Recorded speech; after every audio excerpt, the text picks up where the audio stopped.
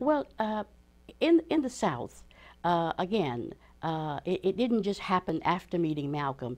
There was a process, an evolution, but there was always that seed of discontent, of malcontent.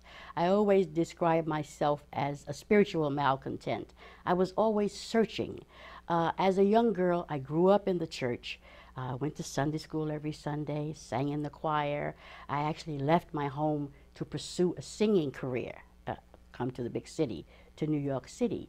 But I had wanted to find a way to outwardly express my faith, my religion. And for some reason, I didn't find that in my faith tradition at the time. We were raised in the African Methodist Episcopal Church, which says a lot. You know, you have to create another religious institution just to have spiritual value, the African Methodist Episcopal Church. But that was not still feeding me what I needed. So there was this constant yearning.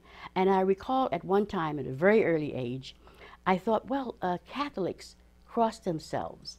And to the young mind, it was like, oh, that's a very outward demonstration of one's faith. So I decided, well, I want to become a Catholic.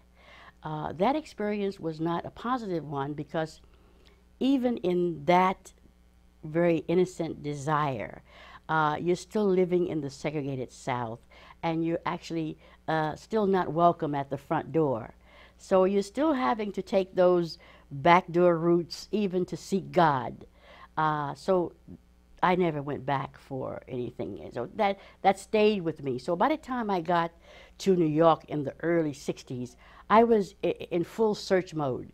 Now, in the 60s, in Greenwich Village, it was a time when not only were young people doing a lot of things, including destructive things, they were also seeking alternative spiritual paths, right? So I was part of that. So we went into bookstores looking for books on religion, Islam, Buddhism, Hinduism, whatever we could find.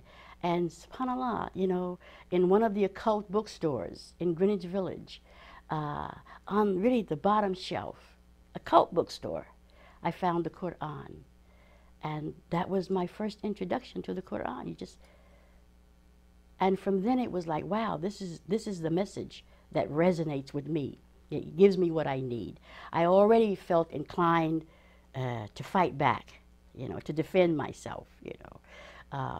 The nonviolent kind of approach was not speaking to me at the time.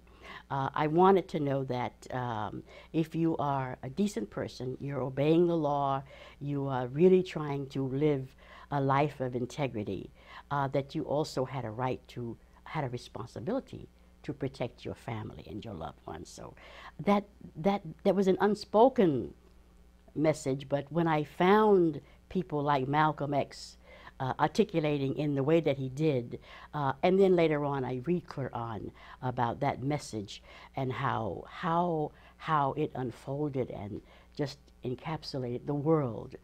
Not a violent message, but a message of dignity, human dignity and integrity. It was a winner. So that was how I came to Islam, and many of my friends embraced other religious traditions. For me, it was Islam, and it's been a lifesaver. I mean, I shudder to think what I would be doing now if Islam hadn't found me.